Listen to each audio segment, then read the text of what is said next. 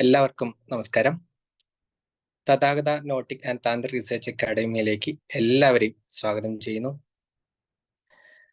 മനഃശാസ്ത്രത്തെയും ആത്മീയതയും അനാവരണം ചെയ്യുന്ന നിരവധി ക്ലാസുകൾ സംഘടിപ്പിക്കുന്ന ഒരു സംഘടനയാണ് തഥാഗത അക്കാദമി. നിലവിൽ മനഃശാസ്ത്രവുമായി ബന്ധപ്പെട്ട് enneagram, basic counselling, NLP, emotional literacy എന്നിവയും ആത്മീയതയുമായി മഹാഭാരതം, പാതഞ്ജലി യോഗസൂത്രം, നിരവധി പൂജാവിധികളുടെ സമഗ്രമായ പഠനം തുടങ്ങിയ ക്ലാസുകൾ സംഘടിപ്പിച്ചു വരുന്നു. നമ്മുടെ ഇന്നത്തെ വിഷയം TA, ട്രാൻസാക്ഷണൽ അനാലിസിസ്. എന്താണ് TA? എന്തിനാണ് TA പഠിക്കുന്നത്? ആരൊക്കെ TA പഠിക്കണം? ഇതൊരു ആത്മസാക്ഷാത്കാരത്തിന് വേണ്ടിയാണോ എന്നൊക്കെ നമ്മുടെ ഗ്രൂപ്പിൽ പലരും ചോദിച്ചതാണ്.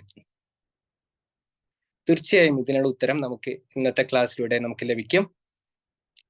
നമ്മുടെ ക്ലാസ് നയിക്കുന്നത് ഡോക്ടർ ശ്രീനാഥ് കാര്യാട്ടാണ്.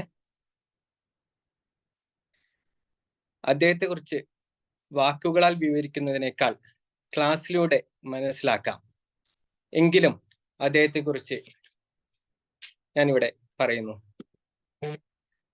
അദ്ദേഹം ഒരു ഇന്റർനാഷണൽ ട്രെയിനറാണ്, സൈക്കോളജിക്കൽ കൗൺസിലറാണ്, ആധ്യാത്മിക പ്രഭാഷകനാണ്, തെറാപ്പിസ്റ്റ് എന്നീ നിലകളിൽ തൻ്റെതായ ശൈലി കൊണ്ട് ശ്രദ്ധേയൻ.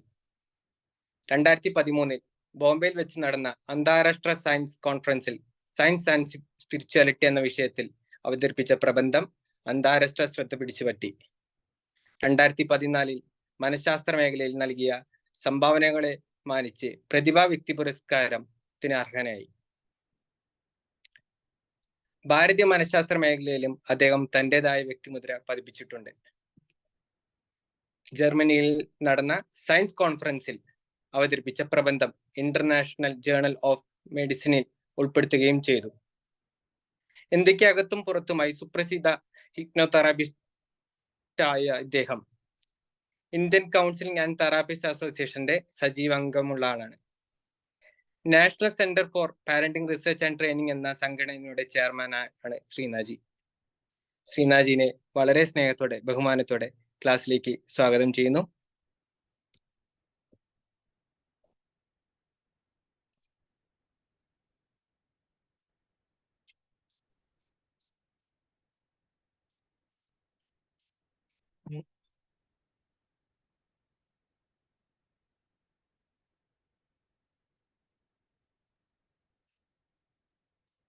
ശ്രീനാഥ്ജി നമസ്കാരം.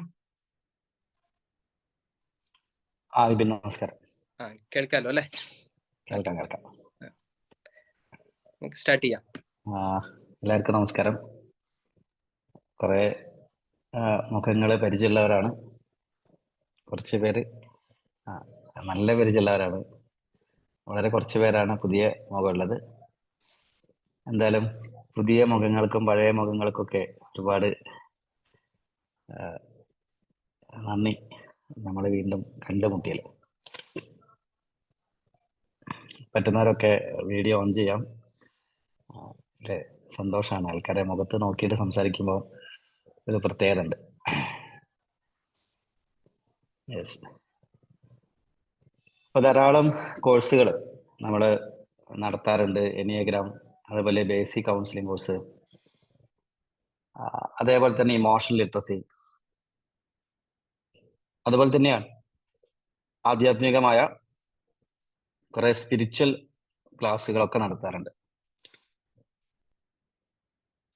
അതിൽ എനിക്ക് തോന്നുന്നത് ചെറിയൊരു ഗ്യാപ്പിന് ശേഷമാണ് ട്രാൻസാക്ഷൻ അനാലിസിസിന്റെ ക്ലാസ് വീണ്ടും വരുന്നത്. എന്താണ് ട്രാൻസാക്ഷൻ അനാലിസിസ്? ഇന്ന് നമ്മൾ അതിൻ്റെ ഒരു ഇൻട്രോ ക്ലാസ് ആണ്. എന്താണ് ട്രാൻസാക്ഷൻ അനാലിസിസ് എന്ന് പറയുന്ന ഒരു ക്ലാസ്സാണ്. ട്രാൻസാക്ഷൻ എന്ന് പറയുന്നത് വിനിമയം എന്നുള്ളൊരു വാക്കിന്റെ ഇംഗ്ലീഷാണ്. എന്തിനെയാണ് വിനിമയം ചെയ്യുക?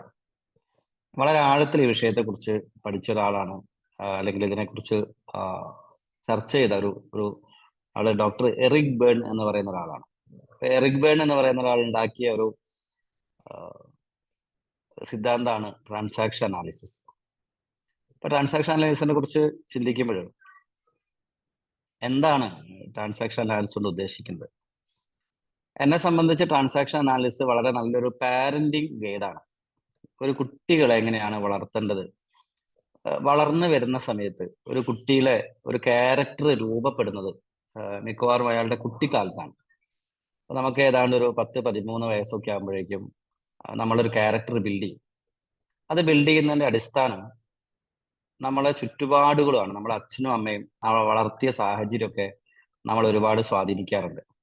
അറിഞ്ഞോ അറിയാതെയോ നമ്മളെ ഇന്ന് ഞാൻ ആരാണോ അതിന്റെ ഉത്തരവാദി എൻ്റെ അച്ഛനും അമ്മയാണ്. അതുപോലെ തന്നെ നമ്മളെ കുട്ടികൾ ആരാവണോ അതിന്റെ ഉത്തരവാദി നമ്മളൊക്കെ തന്നെയാണ്. പലപ്പോഴും നമ്മൾ അതിനെക്കുറിച്ച് ബോധവാനല്ല എന്ന് മാത്രം. കുറച്ചുകൂടി ബോധപൂർവം കുട്ടികളോട് എങ്ങനെ ഇടപെടണം എന്ന് നമ്മളെ പഠിപ്പിക്കുന്നതാണ് ട്രാൻസാക്ഷൻ അനാലിസിസ്. വിനിമയ അപഗ്രഥനം എന്നാണ് അതിന്റെ മലയാളം. ടിയല് കുട്ടികൾക്ക് നമുക്ക് ഭക്ഷണം കിട്ടാൻ, അല്ലെങ്കിൽ എല്ലാവർക്കും ഭക്ഷണം ആവശ്യമുണ്ട്. നമ്മളൊരു അടിസ്ഥാനപരമായ കാര്യമാണ് ഭക്ഷണം. അതിനേക്കാൾ മനുഷ്യന് അത്യാവശ്യമുള്ള ഒരു സാധനമാണ് നമ്മൾക്കുള്ള കെയർ എന്ന് പറയുന്നത്. നമുക്ക് കിട്ടുന്ന അപ്രിസിയേഷൻ, അഭിനന്ദനങ്ങൾ. എല്ലാവരും ഒരു പക്ഷേ ഒരു തരത്തിൽ അല്ലെങ്കിൽ മറ്റൊരു തരത്തില് അഭിനന്ദനം ആഗ്രഹിക്കുന്നവരാണ്, ഒരു അപ്രിസിയേഷൻ ആഗ്രഹിക്കും. നമ്മൾ ചെയ്യുന്ന എല്ലാ പ്രവൃത്തിയും ഒരു അപ്രിസിയേഷൻ കിട്ടുമ്പോൾ നമുക്കൊരു സന്തോഷമുണ്ട്. നമ്മൾ പറയും, ഞാൻ നിങ്ങളെ അഭിപ്രായത്തിനോ അല്ലെങ്കിൽ നിങ്ങളെ നന്ദി ഇത് കിട്ടാൻ വേണ്ടിയിട്ടോ നല്ല ഞാൻ ചെയ്തത് എന്ന് പറയെങ്കിൽ പോലും അത് പറഞ്ഞിട്ട് 10 അവിടെ കാത്തുപോകും. എന്തിനാ കാത്തുക്കണത്? ഇപ്പോഴങ്ങ് നന്ദി പറയായിരിക്കും എന്ന് വിചാരിച്ചിട്ടാണ്. അതായത് നമ്മൾ അതിനെ പ്രതീക്ഷിക്കുന്നുണ്ട്, എല്ലാവരും പ്രതീക്ഷിക്കുന്നുണ്ട്. നമ്മളെ വളർത്തുന്നതിൽ ചുറ്റുപാടുകൾ നമുക്ക് തരുന്ന അപ്രിസിയേഷൻ വളരെ വലുതാണ്. അതിന് ട്രാൻസാക്ഷൻ അനാലിസിസ് അതിനെ പറയുന്നത്, അതിനെ സ്ട്രോക്ക് എന്നാണ് പറയുന്നത്. നമുക്ക് കിട്ടുന്ന പോസിറ്റീവ് സ്ട്രോക്കുകൾ, അതുപോലെ നമുക്ക് കിട്ടുന്ന നെഗറ്റീവ് സ്ട്രോക്കുകൾ, അതുപോലെ തന്നെ conditional positive stroke, conditional negative stroke, unconditional positive സ്ട്രോക്കും അൺകണ്ടീഷണൽ നെഗറ്റീവ് സ്ട്രോക്ക്. ഇതൊക്കെ നമ്മളെ വളർച്ചയിൽ നമ്മളെ സഹായിക്കുന്ന, നമ്മളെ സ്വാധീനിക്കുന്ന ഘടകങ്ങളാണ്. നമ്മളെ കുട്ടികൾ ആരായി തീർന്നാലും, ഇപ്പൊ ഒരു കുട്ടിയെ പലപ്പോഴും ഞാനൊക്കെ സ്കൂളിൽ കുട്ടികളുടെ കൂടെയാണ് ഏറ്റവും കൂടുതൽ സമയം ചെലവഴിക്കാറ്. ഏറ്റവും കൂടുതൽ എനിക്ക് ഇഷ്ടപ്പെട്ട ഒരു ഏരിയ സ്കൂളുകളാണ്. അപ്പൊ ചെറിയ ക്ലാസ്സിലെ കുട്ടികൾക്കൊക്കെ ക്ലാസ് എടുക്കാൻ പോകുമ്പോൾ കുട്ടികൾക്ക് എന്ത് ക്ലാസ് എടുക്കാനാ? അപ്പൊ നമ്മൾ അവരെ കളിക്കാൻ വിടുക ചെയ്യാം.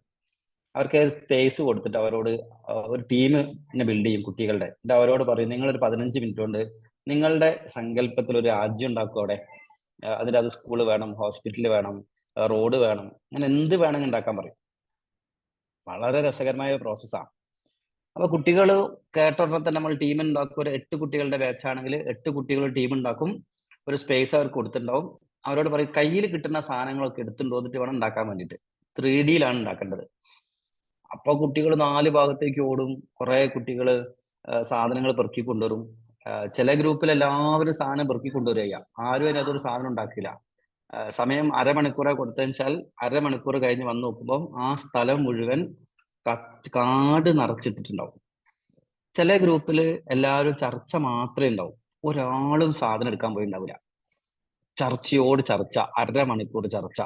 നമ്മള് അവസാനം മാർക്ക് ഇടാൻ പോകുമ്പോൾ അപ്പോഴും ചർച്ച, ഒരു പണി നടന്നിട്ടുണ്ടാവില്ല. ചില ഗ്രൂപ്പിൽ നമ്മൾ പോയി നോക്കുന്ന സമയത്ത് ചിലര് നല്ല ഭംഗിയായി ചെയ്തിട്ടുണ്ടാവും. ഒരു ടീമായിട്ട് ഒരു 2 പേര് ഇരുന്ന് പ്ലാൻ ചെയ്യും, 2-3 പേര് സാധനങ്ങൾ എടുക്കാൻ പോകും, ഒരു 2-3 പേര് ഇരുന്ന് പണിയും. അങ്ങനത്തെ ഗ്രൂപ്പില് അരമണിക്കൂർ കൊണ്ട് അവരൊരു രാഷ്ട്രം ഉണ്ടാക്കും. വളരെ രസകരമായ ഒരുപാട് അനുഭവങ്ങൾ ഉണ്ടാവാറുണ്ട്. ഒരു സ്കൂളിൽ പോയ സമയത്ത് ഓരോന്നിനും ഓരോ മാർക്കാണ്. അപ്പൊ കുട്ടികൾ ഇലക്ട്രിസിറ്റി ഉണ്ടെങ്കിൽ അതിന് 10 മാർക്ക് ഉണ്ട്. അതുപോലെ തന്നെ കൃഷിസ്ഥലം ഉണ്ടെങ്കിൽ 10 മാർക്ക് ഉണ്ട്. അതുപോലെ അവർക്ക് സ്കൂൾ ഉണ്ടെങ്കിൽ 10 മാർക്ക് ഉണ്ട്. അങ്ങനെ ഓരോന്നിനും ഓരോ 10 മാർക്ക് കൊടുക്കും. നല്ല റോഡ് ഉണ്ടെങ്കിൽ 10 മാർക്ക് കൊടുക്കും. അങ്ങനെ ഓരോന്നിനും 10 മാർക്ക് ഉണ്ട്. അവല്ലെങ്കിൽ അതിനെക്കുറിച്ച് അവർ പറഞ്ഞാൽ മതി. ഇപ്പൊ കുട്ടികളുടെ ബുദ്ധിയെ കുറിച്ചാണ് ഞാൻ പറയുന്നത്. ഒരു ഗ്രൂപ്പിൽ പോയി നോക്കിയ സമയത്ത് ഒരു ടീം വളരെ കഷ്ടപ്പെട്ട് ഈർക്കിലൊക്കെ മുറിച്ചുകൊണ്ടുവന്ന് തീ നേരിയമാരി ഈർക്കിലൊക്കെ കെട്ടിയിട്ട് അതിന്റെ മുകളിൽ കൂടി നൂലൊക്കെ വലിച്ച് ഫുള്ള് അവരെ രാഷ്ട്രത്തില് ഇലക്ട്രിസിറ്റി കൊണ്ടുവന്നിട്ടുണ്ട്. അത്രയും നേരം അവർ കഷ്ടപ്പെട്ടിട്ട് അവർക്ക് 10 മാർക്ക് കിട്ടി. അപ്പൊ ഞാൻ അടുത്ത രാഷ്ട്രത്തിൽ പോയി. അപ്പൊ നോക്കുമ്പോ അവിടെ ഈ ഇലക്ട്രിസിറ്റി ഇല്ല. അപ്പൊ ഞാൻ ചോദിച്ചു, ഇവിടെ ഇലക്ട്രിസിറ്റി ഇല്ലല്ലോ, അതിന് 10 മാർക്ക് തരാൻ പറ്റില്ലല്ലോ. അപ്പൊ അവിടെ നിന്ന് ഒരു വിധം പറയാം, സാറേ ഞങ്ങൾക്ക് ഇലക്ട്രിസിറ്റി ഉണ്ട്, പക്ഷെ ഞങ്ങൾ ഇലക്ട്രിസിറ്റി ഒക്കെ ഭൂമിന്റെ അടിയിൽ കൂടിയാ, മുകളിൽ കൂടി ഒന്നും ഇല്ലാതാ. അതുകൊണ്ട് എന്ത് ചെയ്യാ, അവൻ പണിയെടുക്കാണ്ട് 10 മാർക്ക് ഉണ്ടാക്കി. കാരണം അവൻ ഇലക്ട്രിസിറ്റി ഭൂമിന്റെ അടിയിൽ കൂടിയാണ് എന്ന് പറഞ്ഞുകൊണ്ട് 10 മാർക്ക് കൊടുക്കേണ്ടി വന്നു. നാളെ വെറുതെ ഇരുന്ന് 10 മാർക്ക് ഉണ്ടാക്കിയിട്ടുണ്ട്. അത് ചില ആൾക്കാരുടെ എന്താ പറയാ ക്രിയേറ്റിവിറ്റിയാണ്. ചില പിള്ളേര് കഷ്ടപ്പെട്ട് 10 മാർക്ക് ഉണ്ടാക്കും, ചില പിള്ളേര് വെറുതെ ഇരുന്ന് 10 മാർക്ക് ഉണ്ടാക്കും. വിഷയം അതല്ല. ഇവിടെ കുട്ടികളെ രാഷ്ട്രം ഉണ്ടാക്കിയോ ഇല്ലയോ എന്നുള്ളതൊന്നും എന്റെ വിഷയമല്ല. ആ സമയത്ത് അവര് ചെയ്യുന്ന പ്രവൃത്തിയേക്കാൾ കൂടുതൽ എങ്ങനെ ചെയ്യുന്നു എന്ന് നമ്മൾ മാറി നിന്ന് നിരീക്ഷിക്കും. കുട്ടികൾ ഓടിപ്പോണതും, ചില കുട്ടികൾ എന്ത് ചെയ്യും, പിന്നെ അവൻ ഒറ്റയ്ക്ക് സാധനം കൊണ്ടുവന്നിട്ട് അവന്റെ രാഷ്ട്രത്തിന്റെ ഒരു മൂലയ്ക്ക് വേറൊരു രാഷ്ട്രം ഉണ്ടാക്കും.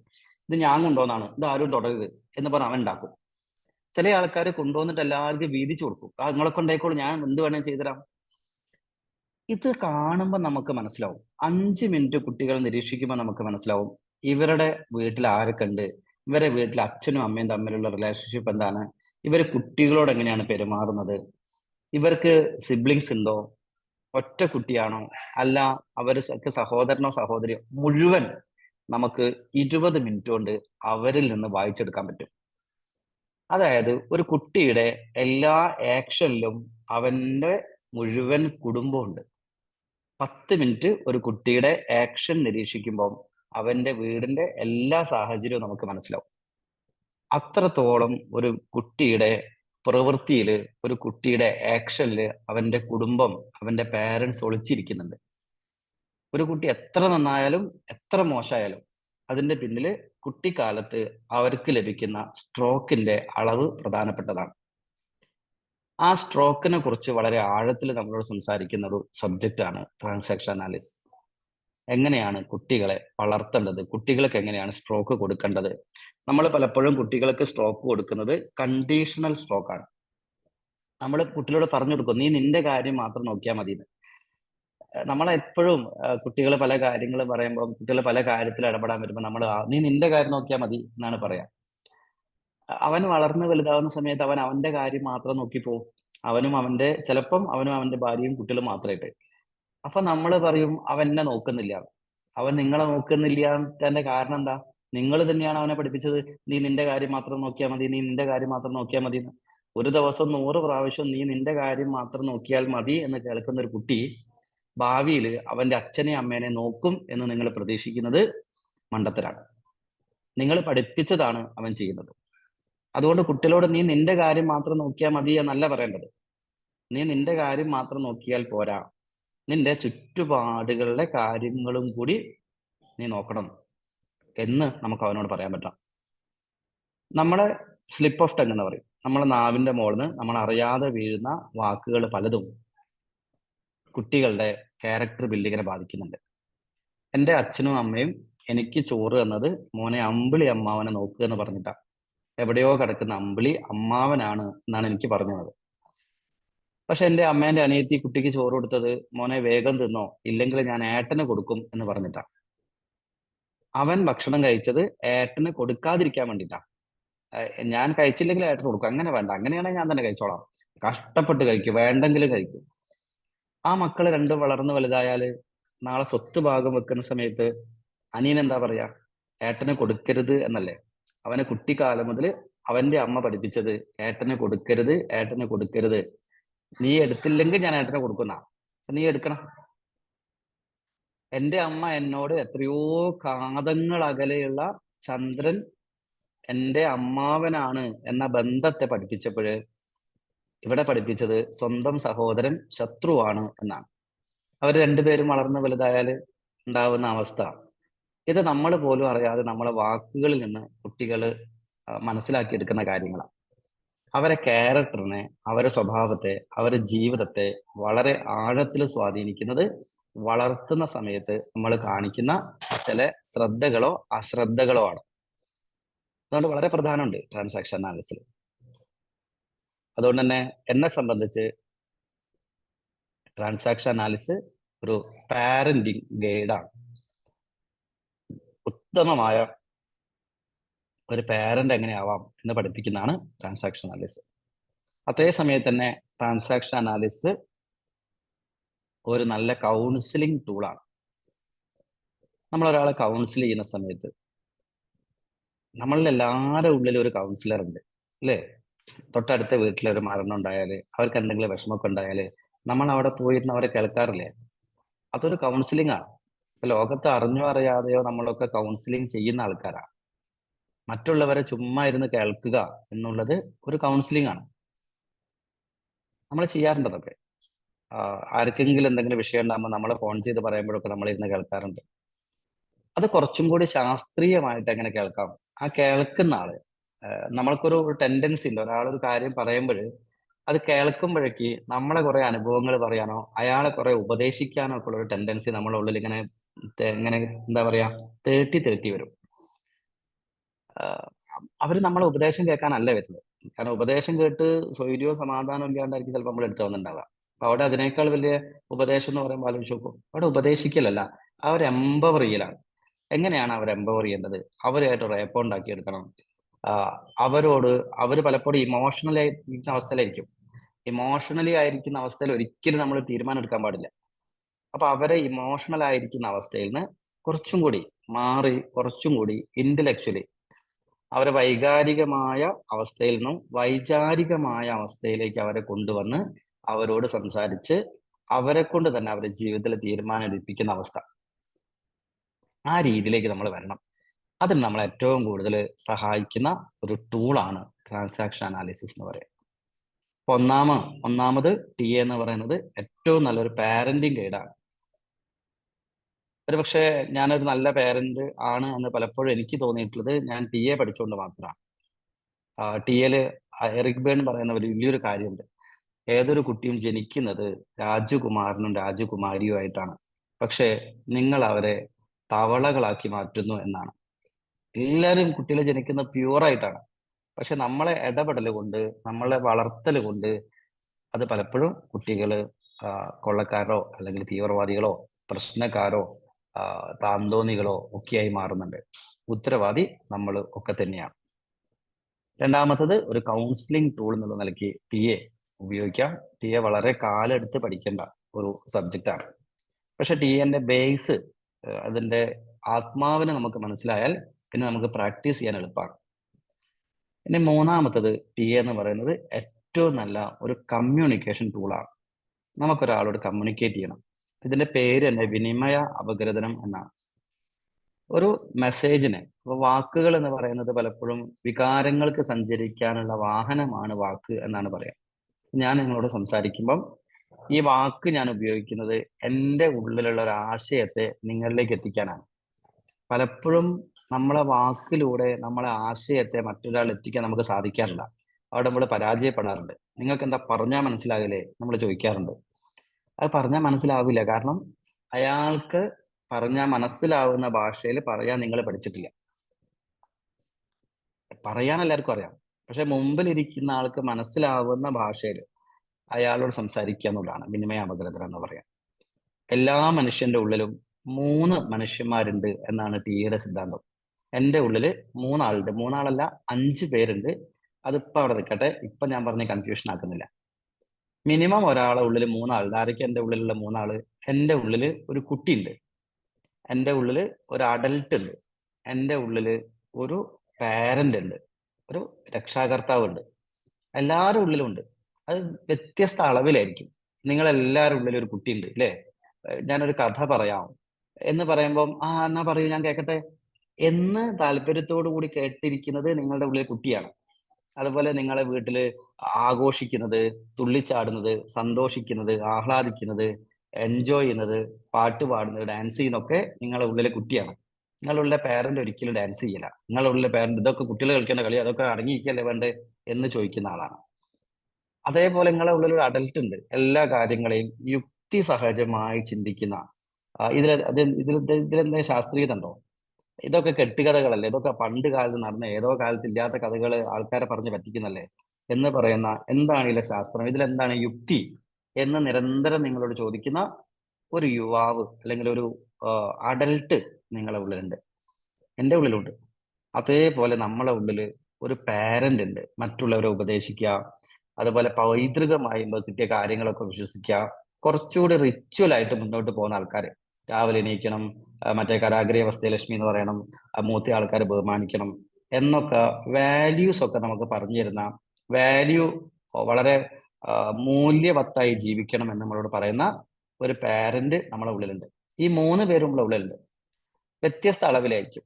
ശരിക്കും അതൊരു ഒരു മൂന്നും ഒരേപോലെ നമുക്ക് പാരന്റ് ആവേണ്ട സമയത്ത് പാരന്റ് ആവാനും, അതുപോലെ കുട്ടി ആവേണ്ട സമയത്ത് കുട്ടി ആവാനും, അഡൾട്ട് ആവേണ്ട സമയത്ത് അഡൾട്ട് ആവാനും പറ്റണം. പാരന്റ് ആവേണ്ട സമയത്ത് നിങ്ങൾ കുട്ടിയാവുകയും കുട്ടി ആവേണ്ട സമയത്ത് പാരന്റ് ആവുകയും ചെയ്താൽ ആകെ പെട്ടു, അല്ലേ? അപ്പൊ ഇതിനൊക്കെ വിവിധ അവസ്ഥകളുണ്ട്. ഇതിനെക്കുറിച്ച് വളരെ ഡീറ്റെയിൽ ആയിട്ട് നിങ്ങളെ ഉള്ളിൽ ആരൊക്കെ എത്ര ശതമാനം ഉണ്ട്.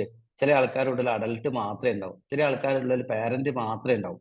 അങ്ങനത്തെ ആൾക്കാരെ കൊണ്ടൊക്കെ ഭയങ്കര ബുദ്ധിമുട്ടായിരിക്കും. ഇവരൊരിക്കലും ചിരിക്കൊന്നുമില്ല. ഈ അഡൽട്ട് മാത്രമല്ല, എപ്പോഴും ഉപദേശം നടത്തുക, എല്ലാവരെയും നേരെയാക്കാൻ നടത്തുക, അവർക്കൊരു ശരിയുണ്ട്, ആ ശരിയിലേക്ക് മറ്റുള്ളവരെ കൊണ്ടുവരാൻ ശ്രമിക്കുക. ഇതൊക്കെയാണ് കോൺസ്റ്റന്റ് ആയിട്ട് അഡൽട്ട് അല്ലെങ്കിൽ പാരന്റ് ഈഗോ സ്റ്റേറ്റിൽ ആൾക്കാർ ഈഗോ സ്റ്റേറ്റ് എന്നാണ് അതിനെ പറയാം.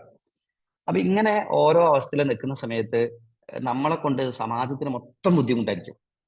നിങ്ങളെ ശരിയിലേക്ക് മറ്റുള്ളവരെ കൊണ്ടുവരാൻ വേണ്ടി വാശി പിടിക്കുന്ന ഒരു അവസ്ഥയാണ് പാരന്റ് ഈഗോ സ്റ്റേറ്റ് എന്നൊക്കെ പറയുന്നത്. അവരാണ് നിരന്തരം മറ്റുള്ളവരെ നേരെയാക്കാൻ നടക്കുന്ന ആൾക്കാർ. നിരന്തരം ഈ പാരന്റും ചൈൽഡും നമ്മൾ എവിടെ കണ്ടാലും തമ്മിൽ തല്ലുണ്ടാവും. അപ്പൊ കാരണം ഇവർക്ക് രണ്ടാൾക്കും അങ്ങോട്ടും ഇഷ്ടമല്ല. പാരന്റിന് ഒരിക്കലും ഈ കുട്ടിത്വത്തെ ഇഷ്ടമല്ല, ഈ അതായത് കുട്ടികളി ഇഷ്ടമല്ല. അതുപോലെ കുട്ടികൾക്ക് ഒരിക്കലും ഈ പാരന്റിന് ഇഷ്ടമല്ല. ഇത് നമ്മളെ വീട്ടില് നമ്മൾ പാരന്റ് ആവുകയും നമ്മൾക്ക് കുട്ടി ഉണ്ടാവുകയും ചെയ്യുമ്പോഴാണ് ഈ സാധനം നമ്മൾ അനുഭവിക്കുക. നമുക്ക് കുട്ടി ഉണ്ടാവുന്ന സമയത്ത് നമ്മൾ ഓട്ടോമാറ്റിക്കലി പാരന്റ് ആയി തീരും. പിന്നെ നമ്മളെ പ്രധാന ശത്രു കുട്ടികളായിരിക്കും. കുട്ടികളെ പ്രധാന ശത്രു അച്ഛനും അമ്മയായിരിക്കും. പ്രത്യേകിച്ച് ഒരു 10-13 വയസ്സൊക്കെ ആകുമ്പോൾ അത് കൃത്യമായിട്ട് കാണാൻ പറ്റും. മക്കൾ പറയും, എന്റെ കാര്യത്തിൽ നിങ്ങൾ വല്ലാതെ ഇടപെടണ്ട, ഞങ്ങൾ കുറെ പ്രാവശ്യം അതിന്റെ കാര്യത്തിൽ ഇടപെടണ്ട എന്നൊക്കെ കുട്ടികൾ അച്ഛന്റെ മുഖത്ത് നോക്കി അമ്മേന്റെ മുഖത്ത് നോക്കി പറയുന്ന സമയത്ത് ആകെ നമ്മൾ തകർന്നു പോകും. സത്യത്തിൽ അത് കുട്ടികളുടെ സ്വഭാവമാണ്. കുട്ടികൾ അങ്ങനെ ആയിരിക്കണം. പക്ഷെ അത് നമുക്ക് കൺട്രോൾ ചെയ്യാൻ പറ്റില്ല. നമുക്കത് അങ്ങോട്ട് കോപ്പ് ചെയ്ത് പോകാൻ പറ്റില്ല. അതെന്തുകൊണ്ടാണെന്ന് വെച്ചാൽ നമ്മൾ അവരുടെ അവസ്ഥയിലേക്ക് ഇറങ്ങി ചെല്ലാത്തതുകൊണ്ടാണ്. നമ്മളെ ഉള്ളിലെ കുട്ടി നഷ്ടപ്പെട്ടു പോയതുകൊണ്ടാണ്. നമ്മളെ ഉള്ളിലെ കുട്ടി ആ സമയത്ത് സജീവമായി നിലനിൽക്കുകയാണെങ്കിൽ നമുക്ക് അവരോട് കമ്മ്യൂണിക്കേറ്റ് ചെയ്യാൻ പറ്റും. നമുക്ക് രസകരമായിട്ട് അവരോട് കമ്മ്യൂണിക്കേറ്റ് ചെയ്യാൻ പറ്റും. ഞാൻ എൻ്റെ മക്കളെ കൂടെ എപ്പോഴും ലുഡോ കളിക്കലുണ്ട്. ഞാൻ എൻ്റെ ചെറിയ മോന്റെ കൂടെ ഇരുന്നിട്ട് കാർട്ടൂൺ കാണലുണ്ട്. ഞങ്ങൾ രണ്ടുപേരും കൂടി ഒക്കെ ഡോറ ബുജ്ജൊക്കെ കണ്ട് തല കുത്തി മറിഞ്ഞ് ചിരിക്കലുണ്ട്. കാരണം എന്തുകൊണ്ടാന്ന് വെച്ചാല് അപ്പൊ എന്റെ ഭാര്യ വിചാരിക്കും ഇത് ആരാണ് ചെറുത് ആരാണ് വലുത് എന്നുള്ളതൊക്കെ മനസ്സിലാവില്ല. അതേപോലെ ഞങ്ങള് ഡോറയും ബുജ്ജും കണ്ടിട്ട് കളിക്കലുണ്ട്. അതെന്തുകൊണ്ടാ വെച്ചാൽ എന്റെ ഉള്ളിൽ ഇപ്പോഴും ആ കുട്ടി സജീവമായി നിലനിൽക്കുന്നതുകൊണ്ടാണ് എനിക്ക് ഡോറ ബുജ്ജി കണ്ട് ചിരിക്കാൻ പറ്റുന്നത്. അതുപോലെ ഞങ്ങൾ കാണുന്ന ഒരുപാട് കാർട്ടൂൺ ഉണ്ട് കേട്ടോ. രസകരമായ കാർട്ടൂണൊക്കെ ഉണ്ട്. ഞാൻ വിചാരിക്കും എന്തിനാണ് ഈ സിനിമയൊക്കെ കണ്ട് വെറുതെ കളിക്കാൻ നിൽക്കുന്നത്, ഈ കാർട്ടൂണൊക്കെ കണ്ട് പൊട്ടിച്ചിരിച്ചാൽ പോരെ വിചാരിക്കും. ഇപ്പോഴും നിങ്ങൾ എവിടെയെങ്കിലുമൊക്കെ കാണുന്ന ഒരു ബാലരമ എടുത്ത് വായിക്കുമ്പോൾ നിങ്ങളുടെ ഉള്ളിൽ മായാവിനെയും കുട്ടൂസനെയും ലുട്ടാപ്പിനെയും ഒക്കെ നിങ്ങൾക്ക് വായിച്ച് ചിരിക്കാൻ പറ്റുന്നുണ്ടെങ്കിൽ അതിന്റെ അർത്ഥം നിങ്ങളുടെ ഉള്ളിൽ ഇപ്പോഴും സജീവമായ ഒരു കുട്ടി ഉണ്ട് എന്നുള്ളതാണ്.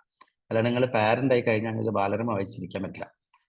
അതുപോലെ വിക്രമനെയും മുത്തുവിനെയും ഒക്കെ നമുക്ക് ഇപ്പോഴും ഓർമ്മ ഉള്ളത് നമ്മുടെ ഉള്ളില് ആ കുട്ടി സജീവമായി നിൽക്കുന്നതുകൊണ്ടാണ്. അപ്പൊ ഇങ്ങനെ ഓരോ ആൾക്കാരുടെ ഉള്ളിലും പാരന്റും അഡൽട്ടും ചൈൽഡും ഉണ്ട്. എൻ്റെ ഉള്ളിലുള്ള ഈ 3 ഈഗോ സ്റ്റേറ്റ് ആണ് നിങ്ങളെ ഉള്ളിലുള്ള 3 ഈഗോ സ്റ്റേറ്റ് ആയിട്ട് സംവദിക്കുന്നത്. അപ്പൊ 2 പേര് സംസാരിക്കാന്ന് പറയുമ്പോൾ സത്യത്തില് 6 പേര് തമ്മിലാണ് സംസാരിക്കുന്നത്. അതുകൊണ്ട് തന്നെ ഞാൻ പറയുന്നത് ചിലത് എൻ്റെ ചൈൽഡ് ഈഗോ സ്റ്റേറ്റിൽ ഞാൻ സംസാരിക്കുന്നത് മുമ്പിലിരിക്കുന്ന ആളുടെ പാരന്റ് ഈഗോ സ്റ്റേറ്റിന് ഇഷ്ടപ്പെടില്ല. മുമ്പിലിരിക്കുന്ന ആളുടെ പാരന്റ് ഈഗോ സ്റ്റേറ്റിൽ പറയുന്ന കാര്യങ്ങൾ എൻ്റെ ഉള്ളിലെ കുട്ടിക്ക് ഇഷ്ടമുണ്ടാവില്ല. അങ്ങനെയാണ് നമ്മൾ പറയുന്ന മറ്റുള്ള ആൾക്കാർക്ക് മനസ്സിലാവാത്തതും നമുക്കൊരു മെസ്സേജ് കൃത്യമായിട്ട് മറ്റുള്ളവരിലേക്ക് എത്തിക്കാൻ പറ്റാത്തതും.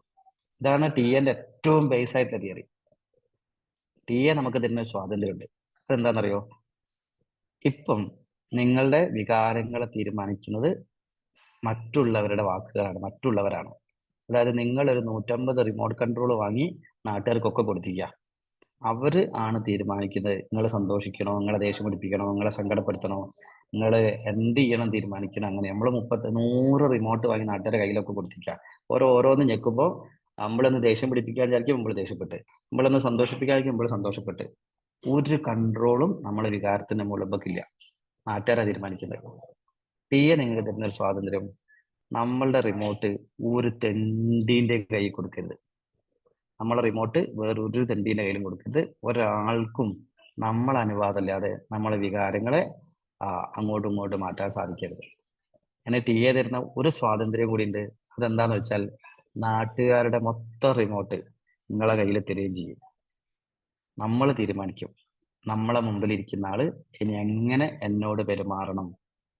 അങ്ങനെ നമ്മൾക്ക് 100% നമ്മളെ ചുറ്റുമുള്ളവരെ സ്വാധീനിക്കാൻ പറ്റുന്ന അവരുടെ ഈഗോ സ്റ്റേറ്റ് അറിഞ്ഞ് അവരോട് പെരുമാറി അവരിൽ മാറ്റം വരുത്താനുള്ള ഒരു സ്വാതന്ത്ര്യം അത് നമുക്ക് മാത്രമായിട്ട് കിട്ടും. ആ സ്വാതന്ത്ര്യം നമുക്ക് തരുന്ന ഒരു സയൻസ് ആണ് ട്രാൻസാക്ഷൻ അനാലിസിസ് എന്ന് പറയുന്നത്. അത് നമ്മളെ കയ്യിൽ കൊണ്ടുവരാൻ പറ്റും. നമുക്ക് തീരുമാനിക്കാം. ടി.എ പഠിച്ച ഞാനും ടി.എ പഠിക്കാത്ത ഞാനും തമ്മിലുള്ള വ്യത്യാസം അറിയാൻ പറ്റും. അത്ര ആഴത്തിൽ ശരിക്കും ഈ 3 ഈഗോ സ്റ്റേറ്റിനെ കുറിച്ചല്ല. വീണ്ടും അതിനെ ചൈൽഡിൽ തന്നെ 2 ചൈൽഡ് ഉണ്ട്. അഡാപ്റ്റഡ് ചൈൽഡും നാച്ചുറൽ ചൈൽഡും. അതുപോലെ പാരന്റിൽ 2 പാരന്റ് ഉണ്ട്. ക്രിട്ടിക്കൽ പാരന്റും നർച്ചറിങ് പാരന്റും. അങ്ങനെ സത്യത്തിൽ 5 പേരുണ്ട് എൻ്റെ ഉള്ളിൽ. എൻ്റെ ഉള്ളിൽ 5 പേര് നിങ്ങളെ ഉള്ളിലെ 5 പേരോടാണ് സംസാരിക്കുന്നത്. നമ്മൾ തമ്മിൽ സംസാരിക്കുമ്പം 10 പേര് തമ്മിലാണ് അവിടെ കമ്മ്യൂണിക്കേഷൻ നടക്കുന്നത്. അപ്പൊ എൻ്റെ ഏതെങ്കിലും ഒന്ന് ആക്റ്റീവ് ആകുമ്പോൾ നിങ്ങളുടെ ഉള്ളിൽ ഏതെങ്കിലും 1-2 ആൾക്ക് അത് ഇഷ്ടപ്പെടുമെങ്കിലും നിങ്ങൾ മെയിനായിട്ട് നിൽക്കുന്ന ഏതോ ഒരാൾക്ക് അത് ഇഷ്ടപ്പെട്ടില്ല. അപ്പൊ ഞാൻ മനസ്സിലാക്കണം എൻ്റെ മുമ്പിൽ നിൽക്കുന്ന ആൾ ഇപ്പം എന്ന ഈഗോ സ്റ്റേറ്റിലാണ്. അയാൾക്ക് യോജിക്കുന്ന എൻ്റെ ഈ ഈഗോ സ്റ്റേറ്റിൽ ഞാൻ സംസാരിച്ചു കളയാം. അപ്പം എൻ്റെ മുമ്പിൽ ഇരിക്കുന്ന ആൾ ക്രിട്ടിക്കൽ പാരന്റിലാണ് എനിക്ക് മനസ്സിലായി. അപ്പം ഞാൻ അഡാപ്റ്റഡ് ചൈൽഡായി. അപ്പൊ ക്രിട്ടിക്കൽ പാരന്റിന് അഡാപ്റ്റഡ് ചൈൽഡിന് ഭയങ്കര ഇഷ്ടമാണ്. അപ്പൊ നമ്മൾ തമ്മിൽ റേപ്പോ ഉണ്ടായി, പാലുണ്ടായി. പിന്നെ നമുക്ക് എങ്ങനെ വേണം സംസാരിക്കാം. റേപ്പോ ഉണ്ടായി കഴിഞ്ഞാൽ നമുക്ക് ആരോട് സംസാരിക്കാം. അങ്ങനെ റേപ്പോ ഉണ്ടാക്കി അവരെ അഡൾട്ട് ഈഗോ സ്റ്റേറ്റിലേക്ക് കൊണ്ടുവന്ന് നമ്മൾ സംസാരിക്കുമ്പോഴാണ് സൊല്യൂഷൻ എത്തുക. ഇല്ലെങ്കിൽ ലോകത്ത് ഒരു വിഷയത്തിലും സൊല്യൂഷൻ ഉണ്ടാവില്ല. ആരെങ്കിലും ഒരാൾ മിണ്ടാതിരിക്കുക, ആരെങ്കിലും ഒരാൾ സഹിക്കുക എന്നുള്ളത് മാത്രമേ പറ്റൂ. നമ്മളെ വീടുകളിലൊക്കെ സംഭവിക്കുന്നതാണ്. നമ്മുടെ വർത്താനം വന്ന് ഒന്നോക്കില് ഞാനും 2 ആള് വർത്താനം പറഞ്ഞാലല്ലേ പ്രശ്നമുള്ളൂ എന്ന് പറഞ്ഞ് ഒഴിവാക്കുക ചെയ്യാം. അപ്പം അങ്ങനെയല്ല വേണ്ടത്. നമുക്ക് ആ സ്വാതന്ത്ര്യം ജീവിച്ചിരിക്കുമ്പോൾ നമ്മളെ മറ്റൊരാളെ നമുക്ക് മനസ്സിലാക്കാൻ പറ്റാത്ത അവസ്ഥ, നമ്മളെ മറ്റൊരാൾക്ക് ഞാൻ ആരാന്ന് മനസ്സിലാക്കി കൊടുക്കാൻ പറ്റാത്ത അവസ്ഥ, ഇത് വളരെ ദയനീയമായൊരു കാഴ്ചയാണ്. അതിൽ നമുക്ക് ശക്തമായിട്ട് ഇടപെടാൻ പറ്റും ട്രാൻസാക്ഷൻ അനാലിസിസ് പഠിക്കുന്ന സമയത്ത്. നമ്മളെ ലൈഫിൽ നമുക്ക് മാറ്റം കൊണ്ടുവരാൻ സാധിക്കുന്ന പറയാം. നമ്മളെ ഇടപെടൽ കാരണം നമുക്ക് കൊണ്ടുവരാൻ പറ്റും.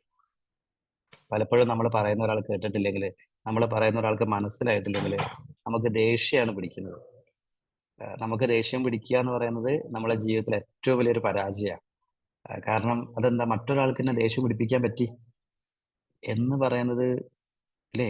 ലോകത്ത് ഏറ്റവും എളുപ്പമുള്ള കാര്യം നിങ്ങളെ ദേഷ്യം പിടിപ്പിക്കാന്നുള്ള. വെറുതെ ചുമ്മാ നിങ്ങളോട് എന്തെങ്കിലും ചോദിച്ചാൽ മതി, അപ്പം നിങ്ങൾക്ക് ദേഷ്യം പിടിക്കും. അത്ര എളുപ്പമാണ് ദേഷ്യം പിടിപ്പിക്കാൻ വേണ്ടിയിട്ട്. കാരണം അവിടെ കമ്മ്യൂണിക്കേഷൻ റെഡി അല്ല എന്നാണ് നമ്മൾ മനസ്സിലാക്കേണ്ടത്.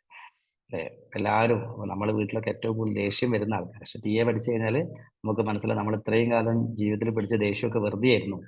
നമുക്ക് മിക്കവാറും മനസ്സിലാക്കാൻ പറ്റും. തിരിച്ചറിവ് തരുന്ന ഒരു വലിയ സബ്ജക്റ്റാണ് ടി.എ എന്ന് പറയുന്നത്. ഒന്നാമത് ടി.എ ഏറ്റവും നല്ല ഒരു പാരന്റിങ് ഗൈഡാണ്. 2, ടി.എ എന്ന് പറയുന്നത് ഏറ്റവും നല്ല ഒരു കൗൺസിലിംഗ് ടൂളാണ്. 3, ടി.എ എന്ന് പറയുന്നത് ഏറ്റവും നല്ല ഒരു കമ്മ്യൂണിക്കേഷന്റെ ഏറ്റവും നല്ലൊരു സ്രോതസ്സാണ്. കമ്മ്യൂണിക്കേഷൻ ഏറ്റവും മനോഹരമായിട്ട് ചെയ്യാൻ വേണ്ടിയിട്ട്. ഒരു പക്ഷേ കമ്മ്യൂണിക്കേഷനെ കുറിച്ച് ലോകത്ത് ഇറങ്ങിയിട്ടുള്ള ഏറ്റവും മനോഹരമായ ഒരു സയൻസ് ട്രാൻസാക്ഷൻ അനാലിസിസ് ആണ്. അതുപോലെ 4മത്തത് ടി.എ എന്ന് പറയുന്നത് ഒരു ആത്മസാക്ഷാത്കാരത്തിന്റെ ഒരു വലിയ വാതിലാണ്. നമുക്ക് എൻലൈറ്റ്മെന്റിന്റെ വലിയൊരു വാതിലാണ് ട്രാൻസാക്ഷൻ അനാലിസിസ് എന്ന് പറയുന്നത്. കാരണം എന്നെക്കുറിച്ച് ഇതൊരു വലിയ ആന്തരികമായ യാത്രയാണ്. ലോകത്തെല്ലാവരും ചിന്തിക്കാറുണ്ട്, ഞാൻ എന്തുകൊണ്ട് ഇങ്ങനെയായി, ഞാൻ എന്താ ഇങ്ങനെ, എന്തുകൊണ്ട് എൻ്റെ സ്വഭാവം ഇങ്ങനെയായി, എൻ്റെ ഇഷ്ടാനിഷ്ടങ്ങൾ എങ്ങനെയായി, ഇതാണോ ശരിക്കുള്ള ഞാൻ? അല്ല. ആ എൻ്റെ ഉള്ളിലെ ശരിക്കുള്ള ഞാനിനെ, എൻ്റെ ഇന്ന് ഞാനായിരിക്കുന്ന എൻ്റെ സ്വഭാവങ്ങളെ, ഇത് എന്തുകൊണ്ട് ഇങ്ങനെയായി? കുട്ടിക്കാലത്തെ വളർച്ചയിലും എൻ്റെ ചുറ്റുപാടുകളൊക്കെ എന്നെ സ്വാധീനിച്ച് ഞാൻ ഡെവലപ്പ് ചെയ്തൊരു വസ്തു. എങ്ങനെയാണ് ഞാൻ ഇങ്ങനെ ആയത് എന്ന് നമ്മൾക്ക് തിരിച്ചറിയാനും അതിൽ മാറ്റം വരുത്താനും പറ്റുന്ന വലിയൊരു സയൻസാണ് ട്രാൻസാക്ഷൻ അനാലിസിസ് പറയാം. എന്നെ സംബന്ധിച്ച് ഞാൻ ടി.എനെ കാണുന്നത് ഏറ്റവും വലിയ ഒരു ആത്മസാക്ഷാത്കാരത്തിന്റെ വലിയൊരു ടൂളായിട്ടാണ്. അതിൽ നമുക്ക് ഞാൻ എവിടെയാണ് ഇപ്പൊ നിൽക്കുന്നത്, ഇനി എന്തൊക്കെ മാറ്റങ്ങളാണ് എനിക്ക് എന്നിൽ വരുത്തേണ്ടത്, എൻ്റെ ഉള്ളിൽ ശക്തമായ ആഴത്തിലുള്ള മാറ്റത്തെ കൊണ്ടുവരാൻ, അതായത് ലോകത്ത് ആരെന്ത് വിചാരിച്ചാലും എൻ്റെ ആനന്ദം എൻ്റെ ഉള്ളിലാണ്. അതിനെ നശിപ്പിക്കാൻ ഞാൻ തയ്യാറല്ല. അത് മറ്റൊരാളെ സമ്മതിക്കാതെ എനിക്ക് എൻ്റെ ആനന്ദത്തെ, എൻ്റെ സന്തോഷത്തെ, എനിക്ക് ഏറ്റവും സ്വസ്ഥമായിരിക്കുന്ന അവസ്ഥയെ, അതിനെ സൂക്ഷിക്കാൻ എനിക്ക് സാധിക്കും. ഒരാൾക്കും തകർക്കാൻ പറ്റാത്ത രീതിയിൽ എൻ്റെ സ്വാസ്ഥ്യത്തെ എനിക്ക് സൂക്ഷിക്കാൻ എന്നെ സഹായിക്കുന്നത് ട്രാൻസാക്ഷൻ അനാലിസിസ് ആണ്. ഞാനൊരു കവചം ഞാൻ ഉണ്ടാക്കിയിടും. എനിക്കൊരു പ്രൊട്ടക്ഷൻ ഉണ്ടാക്കിയിടും. ആ കവചത്തിനകത്തേക്ക് വേറെ ഒരാളുടെ ഇടപെടലുകളും എനിക്ക് ഇടപെടാതിരിക്കാൻ എനിക്ക് പറ്റും. അവരെന്ത് ഇടപെട്ടാലും അതെന്നെ ബാധിക്കുന്നതല്ല എന്ന് തീരുമാനിക്കാനുള്ള സ്വാതന്ത്ര്യം എനിക്ക് ട്രാൻസാക്ഷൻ അനാലിസിസ് തരും എന്ന് പറയാം. ഞാനാണ് ലോകത്ത് മാറ്റം കൊണ്ടുവരേണ്ട ആള്. ലോകത്ത് മറ്റെല്ലാവരും നന്നായാൽ, ഭർത്താവ് നന്നായാൽ ഞാൻ നന്നാവും, കുട്ടികൾ നന്നായാൽ ഞാൻ നന്നാവും, അങ്ങനെയല്ല. ആര് നന്നായാലും മോശമായാലും ഇതൊന്നും എന്നെ ബാധിക്കുന്നല്ല. ഞാനാണ് ലോകത്ത് മാറ്റം കൊണ്ടുവരേണ്ടത്. എന്നിൽ എന്ന് തുടങ്ങിയാൽ ലോകം ഏറ്റവും എളുപ്പമാണ് മാറ്റം വരുത്താൻ, അല്ലേ? മാറ്റം എന്നിലാണ് കൊണ്ടുവരേണ്ടത്. ഞാൻ എന്നിൽ ചെറിയൊരു മാറ്റം വരുത്തുമ്പോൾ എൻ്റെ ചുറ്റുപാടുണ്ടാകുന്ന മാറ്റം വളരെ വലുതാണ്. അത് അനുകൂലമായിട്ടാണെങ്കിലും പ്രതികൂലമായിട്ടാണെങ്കിലും. ഞാൻ ഒരാൾ ദേഷ്യം പിടിച്ചു വിചാരിക്കുക, രാവിലെ തന്നെ ഞാൻ വീട്ടിൽ ഭാര്യയായിട്ട് വഴക്കിട്ട് എന്ന് കരുതുക. ആ വഴക്കിടുന്ന സമയത്ത് എൻ്റെ ഉള്ളിൽ ഒരു അസ്വസ്ഥത ഉണ്ടാവുന്നുണ്ട്. ആ ദേഷ്യം എൻ്റെ ഉള്ളിൽ നിന്ന് പോകുന്നില്ല. അപ്പൊ ഞാൻ നേരെ പോയിട്ട് ബസ് സ്റ്റാൻഡ് കാലിൽ ഇരിക്കുന്നു. ബസ് സ്റ്റോപ്പിൽ എത്തുന്നു. ബസ് സ്റ്റോപ്പിൽ നിന്ന് ഒരാളിനോട് ചിരിച്ചു, ഞാനോട് ചിരിച്ചില്ല. അതോടുകൂടി അയാൾ ഞാനുള്ള ഇറയപ്പോ പോയി. ഞാൻ ബസ്സിൽ കയറി ഞാൻ അസ്വസ്ഥനാണ്. അപ്പൊ കണ്ടക്ടർ പൈസ കൊടുത്തവരെ കണ്ടക്ടർ ചില്ലറില്ല. അപ്പൊ അയാൾ ചില്ലറുണ്ടോ എന്ന് ചോദിച്ചു. അപ്പൊ നമുക്ക് ദേഷ്യം വന്നു. ചില്ലറയും കൊണ്ടാണ് ഞാൻ ബസ്സിൽ കയറി, അതൊക്കെ നിങ്ങളെ പണിയില്ലേ നമ്മൾ ചോദിച്ചു. അങ്ങനെ അയാൾ പറയുന്നു, സൗകര്യം ഉണ്ടെങ്കിൽ നാളെ ചില്ലറ ഉണ്ടെങ്കിൽ കയറിയാൽ മതി എന്ന് പറയുന്നു. അങ്ങനെ നമ്മൾ ആ ദേഷ്യത്തെ കണ്ടക്ടർക്ക് കൈമാറി. കണ്ടക്ടർ അടുത്ത ടിക്കറ്റ് കൊടുക്കുന്ന ആൾക്ക് അത് കൈമാറി. അയാൾ ഏതോ രാഷ്ട്രീയ ഉദ്യോഗസ്ഥനാണ്. അയാൾ ഓഫീസിൽ പോയി. അന്ന് ഓഫീസിൽ വരുന്ന മുഴുവൻ ആൾക്കാർക്ക് ഇത് കൈമാറി. അങ്ങനെ രാവിലെ നമ്മൾ വീട്ടിൽ നിന്ന് ഭാര്യയായിട്ട് വഴക്കിട്ട് ചെറിയൊരു ദേഷ്യമായിട്ട് ഇറങ്ങിയാണ്. ഉച്ചയാകുമ്പോഴേക്ക് ആ പഞ്ചായത്ത് മൊത്തം, ആ ജില്ല മൊത്തം ആ ദേഷ്യത്തെ നമ്മൾ വിതരണം ചെയ്തിട്ടുണ്ട് എന്ന് പറയാം. അറിഞ്ഞോ അറിയാതെയോ. അങ്ങനെയാണെങ്കിൽ എന്തുകൊണ്ട് സന്തോഷത്തെ നമുക്ക് ഇതുപോലെ തന്നെ വിതരണം ചെയ്തുകൂടാ? നമ്മളെ മുഖത്തുണ്ടാകുന്ന ഒരു ചിരി നമുക്ക് വേറൊരാൾക്ക് കൊടുക്കുക, അയാൾ അത് 10 പേർക്ക് കൊടുക്കുക. അങ്ങനെ രാവിലെ ഭാര്യയായിട്ട് വഴക്കിട്ടിട്ടുണ്ട്. പക്ഷെ ഞാൻ തീരുമാനിച്ചു, ഭാര്യയായിട്ട് വഴക്കിട്ട് ഞാൻ എന്തിനാണ് ഈ ദേഷ്യത്തെ കൊണ്ട് നടക്കുന്നത്? ഞാൻ ഇതിനെയല്ലല്ലോ വിതരണം ചെയ്യേണ്ടത്. ഞാൻ ഭൂമിയിൽ വന്നത് സന്തോഷത്തെ വിതരണം ചെയ്യാനല്ലേ എന്ന് കരുതി ഭാര്യയോട് തന്നെ നല്ലൊരു ചിരി ചിരിച്ചിട്ടാ പോകുന്നത്. അത് കഴിഞ്ഞിട്ട് നേരെ ബസ് സ്റ്റോപ്പ് കാണുന്ന അയാളോട് അങ്ങോട്ട് കയറി ചിരിച്ചു, അയാൾ ഇങ്ങോട്ട് ചിരിച്ചു. അപ്പം നമുക്ക് കുറച്ചും കൂടി അത് കൈമാറാൻ പറ്റി. ബസ്സിൽ കയറിയപ്പോൾ കണ്ടക്ടർ ഓൾറെഡി ആരോട് ദേഷ്യം പിടിച്ചിരിക്കുകയാണ്. അയാളോട് നമ്മളൊന്ന് ചിരിച്ച് സുഖല്ലേ കേട്ടാ എന്നൊക്കെ ചോദിച്ചാലും അയാളുടെ ദേഷ്യം മാറിയെന്ന് മാത്രമല്ല, അയാൾക്ക് നമുക്ക് ഒരു സന്തോഷം കൊടുക്കാൻ പറ്റി. അയാൾ തൊട്ടടുത്ത ടിക്കറ്റ് എടുക്കുന്ന ആൾക്ക് ടിക്കറ്റിന്റെ കൂടെ ആ സന്തോഷമാണ് കൊടുത്തത്. അതുവരെ പ്രക്ഷുബ്ധമായിരിക്കുന്ന അവസ്ഥയെ പോലും നമ്മൾക്ക് നമ്മളുടെ ചിന്ത കൊണ്ട്, നമ്മളുടെ സാന്നിധ്യം കൊണ്ട് മറ്റുള്ളവരിലേക്കും ആ സന്തോഷത്തെ, സമാധാനത്തെ കൈമാറാൻ നമുക്ക് സാധിക്കും. അത് നമ്മളിൽ വരുന്ന ഒരു മാറ്റം ഈ ലോകത്ത് വരുന്ന മാറ്റമായിട്ട് നമുക്ക് അനുഭവിക്കാൻ പറ്റും. അതുകൊണ്ട് ഈ ലോകം നന്നാക്കാൻ നിങ്ങൾ ഒറ്റ കാര്യം ചെയ്താൽ മതി. അത് നിങ്ങൾ ഏറ്റവും സന്തോഷമുള്ള വ്യക്തിയായിരിക്കുക എന്നുള്ളതാണ്. ഇതിൽ പരം മറ്റൊന്നും നിങ്ങൾക്ക് ലോകത്ത് ചെയ്യാനില്ല. ഞാൻ ഏറ്റവും സന്തോഷമായിരിക്കുക എന്നുള്ളതാണ് ഈ ലോകത്തോട് എനിക്ക് പറയാനുള്ള മെസ്സേജ്. ഞാൻ അങ്ങനെ എപ്പോഴും സ്വസ്ഥനായിട്ടിരുന്നാൽ ഞാൻ ചെല്ലുന്ന ഇടം മുഴുവൻ സ്വസ്ഥമായിരിക്കും.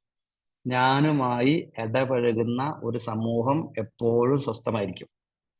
നേരെ മറിച്ച് ഞാൻ പ്രക്ഷുബ്ധനാണെങ്കിൽ ഞാൻ ചെല്ലുന്ന ഇടത്ത് മുഴുവൻ ആ പ്രക്ഷുബ്ധത, ആ പ്രശ്നം എനിക്ക് കാണാൻ സാധിക്കും. ഞാൻ ചെല്ലുന്ന ഇടത്ത് മുഴുവൻ അതെനിക്ക് വ്യാപിപ്പിക്കാൻ പറ്റും. എവിടെ പോയാലും ഞാൻ അത് തന്നെയാണ് ഞാൻ കാണുന്നത്. ആ ഒരു തീരുമാനം എൻ്റെതാണ്. എന്നിൽ മാറ്റം ഉണ്ടാക്കുമ്പോൾ എൻ്റെ ചുറ്റുപാടുകളിലും ആ മാറ്റം കാണാൻ എനിക്ക് സാധിക്കും എന്ന് പറയാം. നമ്മളാണ് ഈ വിഷയത്തിൽ മാറ്റം കൊണ്ടുവരേണ്ട വ്യക്തി. ഈ 4 രീതിയിലാണ് TA നമ്മളെ ഉള്ളിൽ ആക്ട് ചെയ്യുന്നത്, ട്രാൻസാക്ഷൻ അനാലിസിസ് പ്രവർത്തിക്കുന്നത്. ഞങ്ങൾ സാധാരണ TA നേരത്തെ നമ്മൾ നടത്തിയിരുന്നത് സൂമൊക്കെ ഒരുപക്ഷെ കൊറോണ വരുന്നതിന് മുമ്പ്, കൊറോണ വന്നതിന് ശേഷമാണ് എല്ലാ ക്ലാസ്സുകളും നമ്മൾ സൂമിലേക്കും ഓൺലൈനിലേക്കൊക്കെ മാറിയത്. അതിനു മുമ്പ് ഓഫ്ലൈൻ ആയിട്ടായിരുന്നു ക്ലാസ്സുകളൊക്കെ നടത്തിയിരുന്നത്. ഇപ്പൊ ട്രാൻസാക്ഷൻ അനാലിസിസ് എന്ന് പറയുന്നത് 2 ദിവസത്തെ റെസിഡൻഷ്യൽ ക്യാമ്പായിട്ടാണ് നടത്തുക. അതിൽ 1ാമത്തെ ദിവസം തുടങ്ങുന്ന ദിവസം നമ്മൾ വെള്ളിയാഴ്ച വൈകുന്നേരം എല്ലാവരും എത്തും. വെള്ളിയാഴ്ച ഒന്ന് പരിചയപ്പെട്ട് ശനിയാഴ്ച രാവിലെ ക്ലാസ് തുടങ്ങി ശനിയാഴ്ച ഉച്ചയാകുമ്പോഴേക്കും നമ്മൾ ടിഎയുടെ ബേസ് എടുക്കും. ബേസ് കാര്യങ്ങൾ നമ്മളെ ഉള്ളിലുള്ള 5 ആളെയും മറ്റേ ഉള്ളിൽ 5 ആള് ഇങ്ങനെ നമ്മളുടെ ക്യാരക്ടറിനെ കുറിച്ചൊക്കെ എടുക്കും. എന്താണ് കമ്മ്യൂണിക്കേഷനാണ് ഫസ്റ്റ് ഡേ. നമ്മൾ പഠിപ്പിക്കും നമ്മൾ ഏത് ഈഗോ സ്റ്റേറ്റ് സംസാരിക്കുമ്പോൾ തൊട്ട് മുമ്പിൽ ഇരിക്കുന്ന ആളുടെ ഏത് ഈഗോ സ്റ്റേറ്റ് ആണോ വരിക. അപ്പൊ അതിന് നമുക്ക് നമ്മളെ ഉള്ളിൽ ഏത് ഈഗോ സ്റ്റേറ്റ് മാറ്റിയിട്ട് അയാൾ ഈഗോ സ്റ്റേറ്റിനെ മാറ്റാം. അതായത് മറ്റേയാളുടെ വികാരത്തിന് സ്വിച്ച് നമ്മളെ കയ്യിൽ തരുന്ന ഒരു പരിപാടിയാണ്. അങ്ങനെ ഇത് ഏതാണ്ടൊക്കെ പഠിപ്പിച്ചു കഴിഞ്ഞാൽ പിന്നെ ടിഎ നടക്കുന്നത് ഇവരെ ഉച്ചയ്ക്ക് ശേഷം നേരെ തൊട്ടടുത്ത റെയിൽവേ സ്റ്റേഷനിലോ അല്ലെങ്കിൽ ബസ് സ്റ്റാൻഡിലോ ചന്തയിലോ എവിടെയെങ്കിലും കൊണ്ടുപോയിടും. എന്നിട്ട് അവരോട് പറയും, നിങ്ങൾ ഏതെങ്കിലും കടയിൽ കയറിയിട്ട് നിങ്ങളെ മുമ്പിൽ ഇരിക്കുന്ന ആളെ ഈ 5 ഈഗോ സ്റ്റേറ്റ് കൂടി നിങ്ങൾ കടത്തി വിടണം. നിങ്ങൾ അയാളെ ദേഷ്യം പിടിപ്പിക്കണം, നിങ്ങൾ അയാളെ സന്തോഷിപ്പിക്കണം, നിങ്ങൾ അയാളുമായിട്ട് രമ്യതയിലെത്തണം, ഏറ്റവും അവസാനം ഏറ്റവും നല്ലൊരു സുഹൃത്തായിട്ട് അയാളോട് പിരിയണം. ഇതിനിടയ്ക്ക് 5 ഈഗോ സ്റ്റേറ്റ് കൂടി അയാളെ കടത്തി വിടണം എന്നുള്ളതാണ് ഇവരുടെ ടാസ്ക്. വളരെ രസകരമായ ഒരു എക്സ്പീരിയൻസ് ആണ്. ഒരു പക്ഷെ നമ്മൾ ടിഎൽ ഓൺലൈൻ ക്ലാസ്സിലും നമ്മളിത് പ്രാക്ടീസിലേക്ക് എത്തും. പക്ഷെ അത് 3ാമത്തെ ദിവസമല്ല, 2ാമത്തെ ദിവസമല്ല, ഒരു 10 ദിവസം കഴിയുമ്പോഴേക്ക് നമ്മളെ ഇടയിൽ തന്നെ നമ്മളത് പ്രാക്ടീസ് ചെയ്ത് കഴിഞ്ഞിട്ട് നമ്മൾ പുറത്തിറങ്ങും. അതിൽ വളരെ മനോഹരമായിട്ട്. അപ്പൊ ഞാനൊക്കെ എങ്ങനെയാണ് ടിഎ പഠിച്ചത്? ഞാൻ പ്രാക്ടിക്കൽ ടിഎ പഠിച്ച ആളാണ്. അപ്പൊ ഒരാളെ ദേഷ്യം പിടിപ്പിക്കണം. ഞാൻ അന്ന് ചെയ്തത്, ഞാനൊരു ജ്വല്ലറി കയറിയിട്ട് അവിടെ ഇരിക്കുന്ന ആളോട് ആദ്യം ഇയാളെ ദേഷ്യം പിടിപ്പിക്കണമല്ലോ, പിന്നെ അയാളെ സമാധാനിപ്പിക്കണം, പിന്നെ ഒരു രമ്യതയിലെത്തിക്കണം. അങ്ങനെ ഞാനൊരു ജ്വല്ലറി കയറി ചോദിച്ചു, മീൻ എന്താ വില എന്ന് ചോദിച്ചു. അവിടെ ജ്വല്ലറി കയറി മീൻ എന്താ വില എന്ന് വെച്ചാൽ അയാളെ അവസ്ഥ എന്താണെന്ന് ആലോചിച്ചു. അയാൾ ഉടനെ തന്നെ ചാടി എണീറ്റ്, നീ പൊട്ടനാടാ, നീ കണ്ണ് കാണില്ല നിനക്ക്, നീ ജ്വല്ലറി കയറിയിട്ടാണ്ടാ മീന് ചോദിക്കുന്നത് എന്നൊക്കെ ചോദിച്ചിട്ട് നല്ല തെറിയാ. അപ്പൊ എനിക്ക് മനസ്സിലായി ഇയാളെ ദേഷ്യം പിടിപ്പിക്കാൻ വളരെ എളുപ്പാ. ലോകത്ത് ആർക്ക് വേണമെങ്കിലും ദേഷ്യം പിടിപ്പിക്കാൻ പറ്റുന്ന ഒരു സാധനമാണ് എൻ്റെ മുമ്പിൽ ഇരിക്കുന്നത്. അങ്ങനെ ആൾക്കാർ നമ്മളൊക്കെ അതിൽ പെട്ട ആളാണ്. എന്തെങ്കിലും ചോദിച്ചാൽ നമ്മൾ ദേഷ്യം പിടിക്കും. അപ്പൊ ഞാൻ അയാളോട് ചോദിച്ചു, അല്ല സുഹൃത്തെ, ഞാൻ അങ്ങനെയല്ല ഉദ്ദേശിച്ചത്. ഞാനൊരു ജ്യോത്സ്യർ എന്നോട് പറഞ്ഞിട്ടുണ്ട്, ഒരു സ്വർണത്തിന്റെ മത്സ്യത്തെ ക്ഷേത്രത്തിൽ സമർപ്പിക്കണം എന്ന് പറഞ്ഞിട്ടുണ്ട്.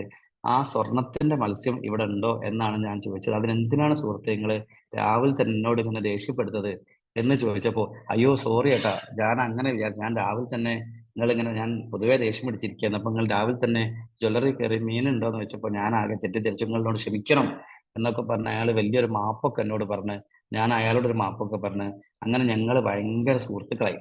അങ്ങനെ പിന്നെ നാട്ടിലെ വർത്താനൊക്കെ പറഞ്ഞ് അതിനുശേഷം പല വിഷയവും ഇയാളെ ഈ 5 ഈഗോ സ്റ്റേറ്റ് കൂടി എനിക്ക് ചുരുങ്ങിയ സമയത്തിനുള്ളിൽ കടത്തിവിടാൻ പറ്റിയിട്ടുണ്ട്.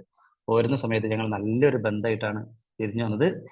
അതിനുശേഷം ഇപ്പോഴും ആ കോണ്ടാക്ട് ഞങ്ങൾക്ക് സൂക്ഷിക്കാൻ പറ്റുന്നുണ്ട് എന്ന് പറയാം. ആ ഒരു ബന്ധം അത് നമ്മളുടെ കമ്മ്യൂണിക്കേഷനെ കൊണ്ട് നമുക്ക് ഉണ്ടാക്കിയെടുക്കാൻ പറ്റുന്ന ഒരു ബന്ധമാണ്. അത് ടിഎ നമുക്ക് തരുന്ന ഒരു സ്വാതന്ത്ര്യമാണ്, ആൾക്കാരെ മാറ്റിയെടുക്കാൻ പറ്റുക എന്നുള്ളത്.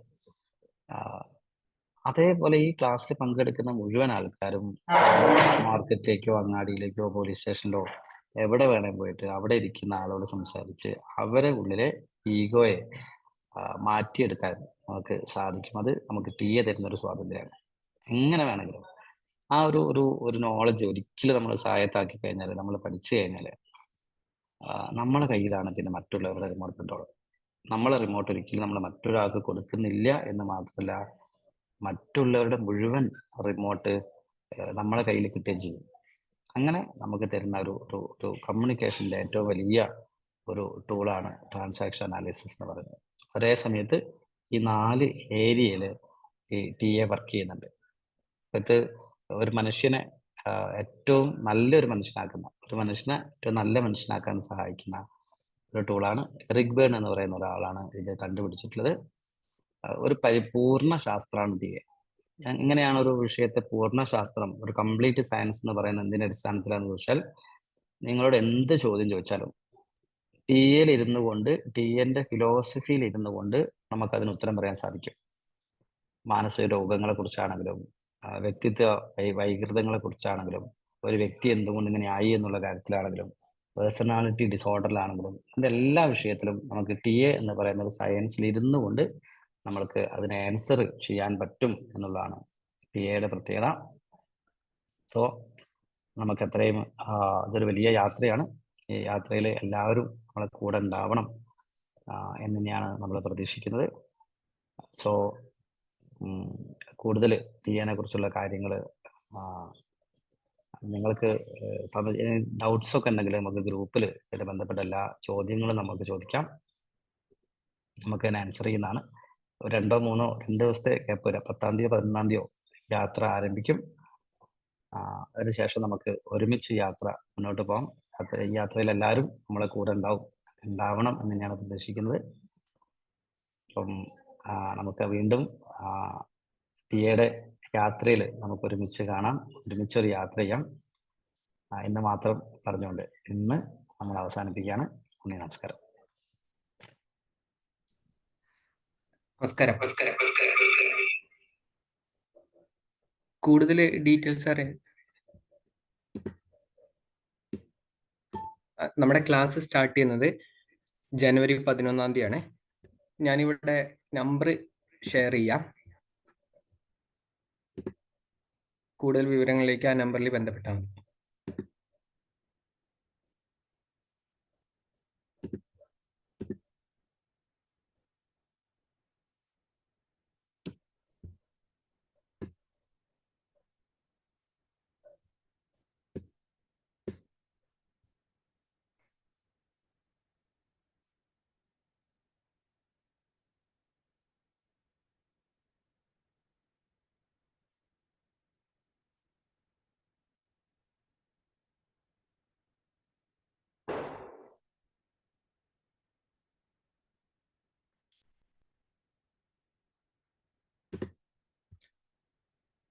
എല്ലാവർക്കും താങ്ക് യു.